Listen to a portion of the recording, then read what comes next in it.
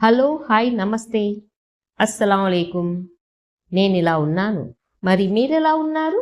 మనిషి జీవితాన్ని ఒక ప్రయాణంగా భావిస్తే ఆ ప్రయాణంలో సుఖం, దుఃఖం రెండూ సహజమే.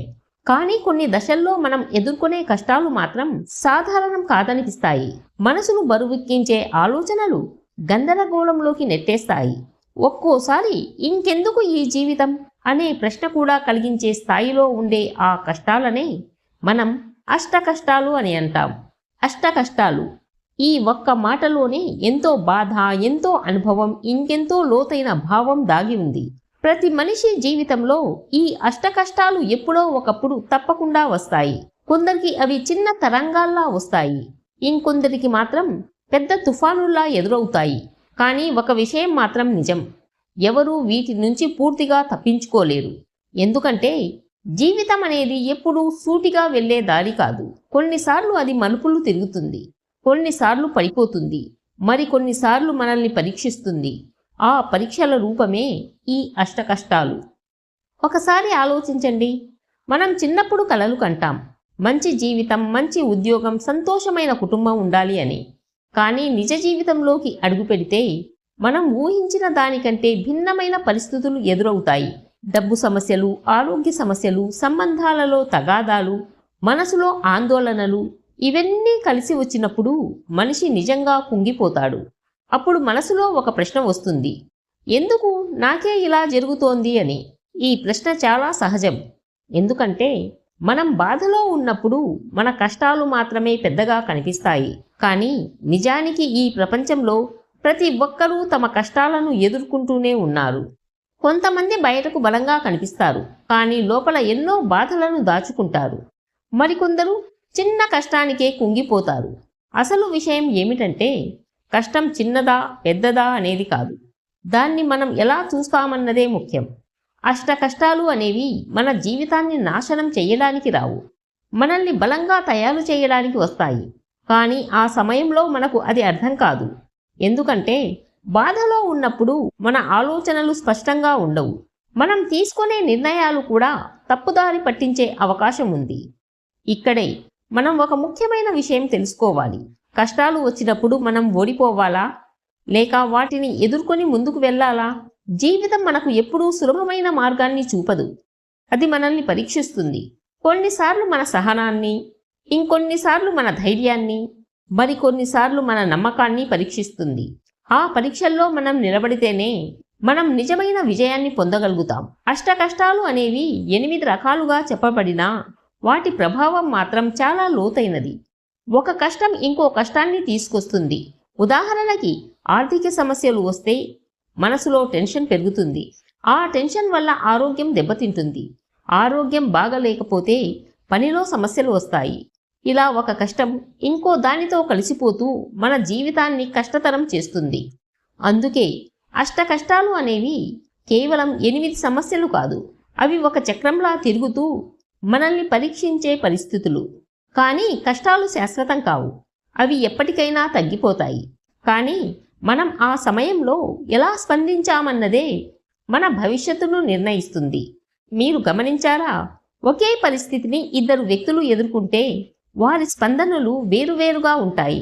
ఒకరు కుంగిపోతారు, మరొకరు నిలబడతారు, ఎందుకంటే వారి ఆలోచన విధానం వేరు. అందుకే ఈ వీడియోలో మనం కేవలం అష్టకష్టాలు అంటే ఏమిటి అనే విషయం మాత్రమే కాదు, అవి ఎందుకు వస్తాయి, మనపై ఎలా ప్రభావం చూపిస్తాయి, వాటిని ఎలా ఎదుర్కోవాలి, వాటి నుండి ఎలా బయటపడాలి అనే విషయాలను తెలుసుకోబోతున్నాం. ఈ వీడియో మీ జీవితంలో మీరు ఎదుర్కొంటున్న కష్టాలకు ఒక దారి చూపేలా ఉండాలి అనేదే నా ప్రయత్నం. మీరు ఇప్పుడు ఏ పరిస్థితిలో ఉన్నా, ఎంత కష్టంలో ఉన్నా ఈ వీడియో మీకు ఒక చిన్న వెలుగులా అనిపించాలి. జీవితంలో కష్టాలు రావడం సహజం, కానీ వాటి ముందు మనం ఎలా నిలబడతామన్నదే అసలు విజయం. ఓడిపోవడం కూడా ఒక ఎంపికే, కానీ పోరాడడం మాత్రమే ఒక నిర్ణయం. కాబట్టి ఈ వీడియోను చివరి వరకు చూడండి. మీరు అనుభవిస్తున్న ప్రతి కష్టం ఒకరోజు మీ బలం అవుతుంది. సాధారణంగా అష్ట కష్టాలు అనేవి ఇలా చెప్పబడతాయి. ఆర్థిక కష్టం అంటే డబ్బుల కొరత, అప్పులు.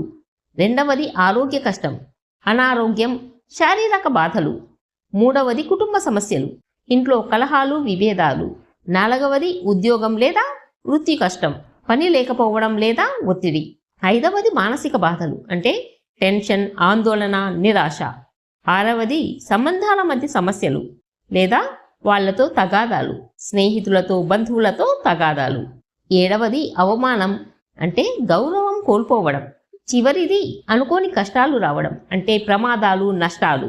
ఇవన్నీ మనిషి జీవితంలో ఒకేసారి రావచ్చు లేదా ఒక్కొక్కటిగా రావచ్చు. అందుకే అష్ట కష్టాలు పడుతున్నాను అని అంటారు.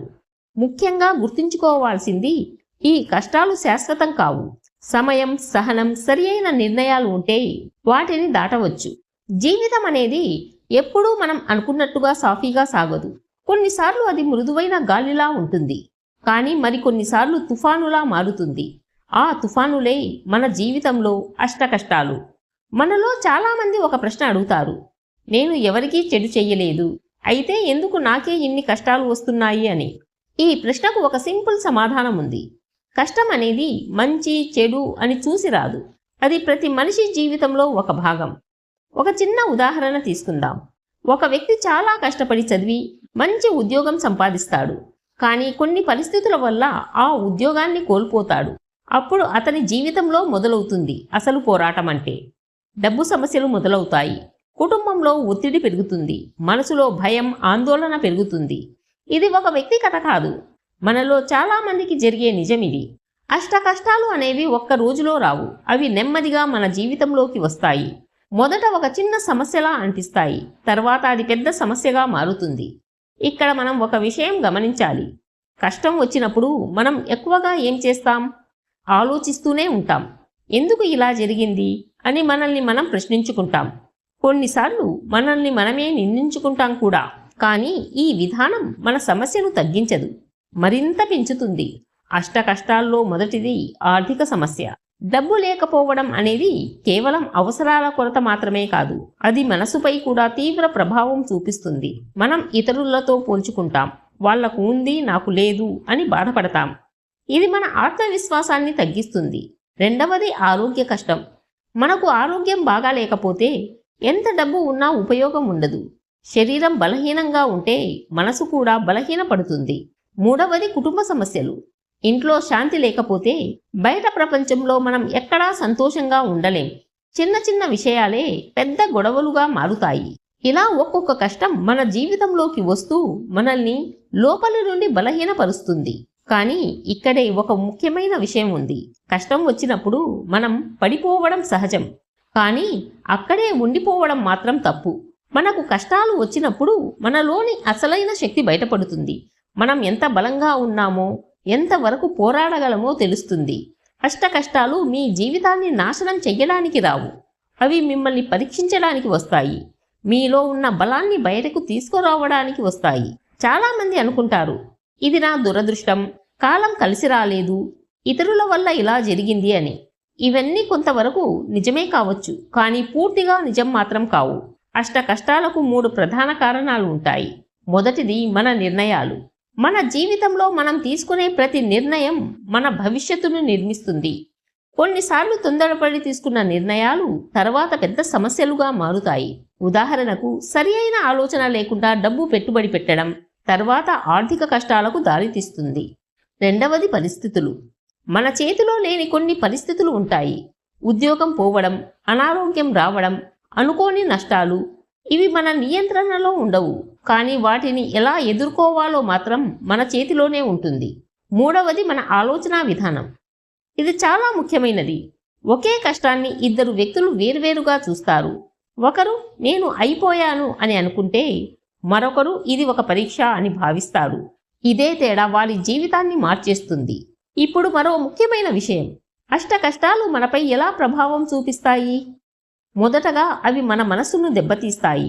టెన్షన్, భయం, ఆందోళన పెరుగుతాయి. మనం సరిగ్గా ఆలోచించలేకపోతాం. రెండవది, అవి మన ఆత్మవిశ్వాసాన్ని తగ్గిస్తాయి.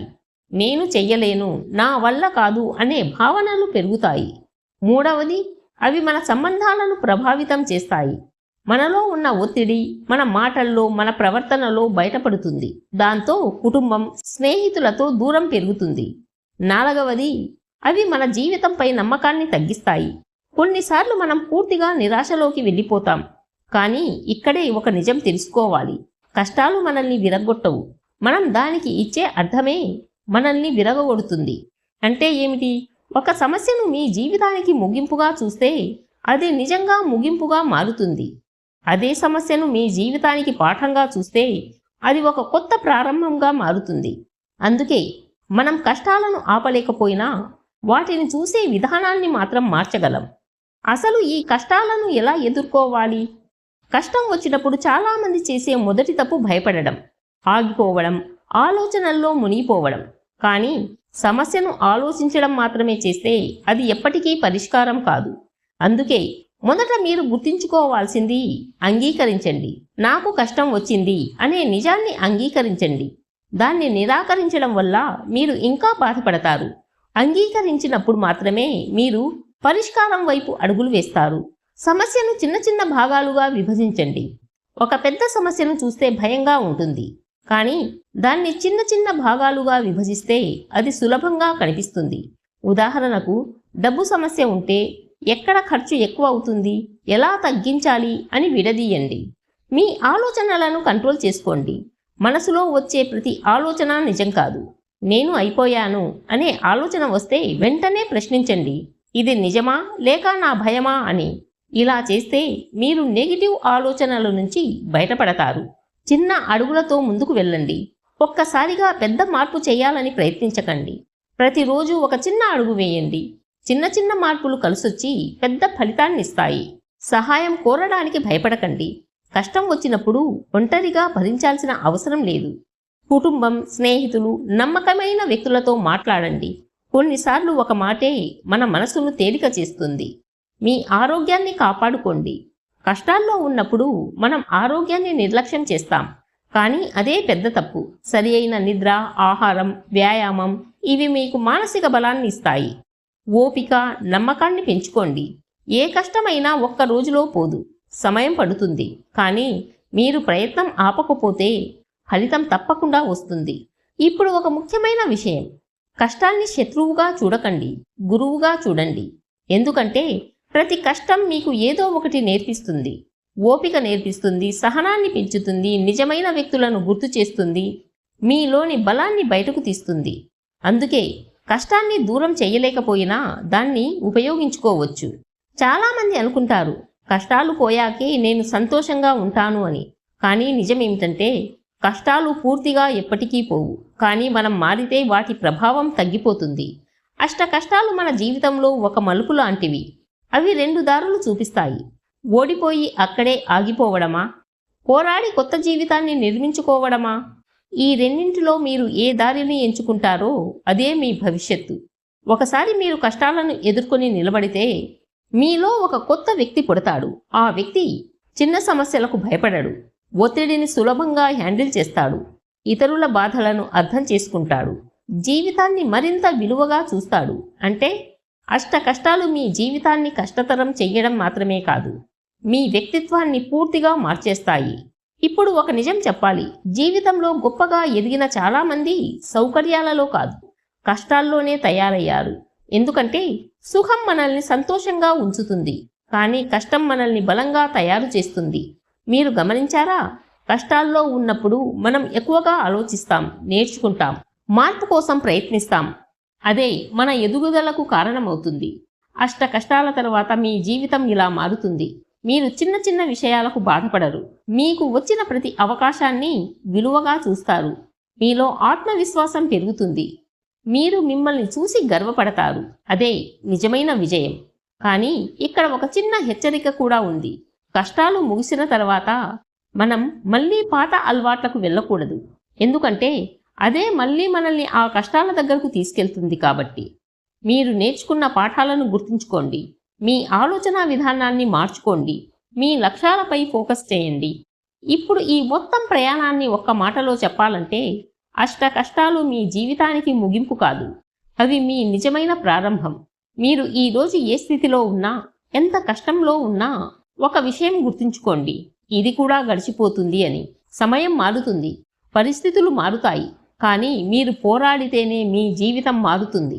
మీ కష్టాలు మిమ్మల్ని ఓడించడానికి రాలేదు, మిమ్మల్ని విజయానికి సిద్ధం చెయ్యడానికి వచ్చాయి. కాబట్టి భయపడకండి, ఆగిపోవద్దు, ముందుకు సాగండి, పోరాడండి, గెలవండి. నేను కూడా నా జీవితంలో చాలా కష్టాలను అనుభవించాను. ఒక్కో రోజు ఒక పోరాటంలా అనిపించింది. కొన్నిసార్లు విరిగి పడిపోయాను, కానీ అక్కడే ఆగిపోలేదు.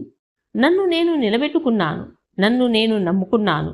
ఈరోజు నేను ఇలా నిలబడగలిగితే అది నా అదృష్టం వల్ల కాదు, నా ధైర్యం వల్ల, నా సహనం వల్ల.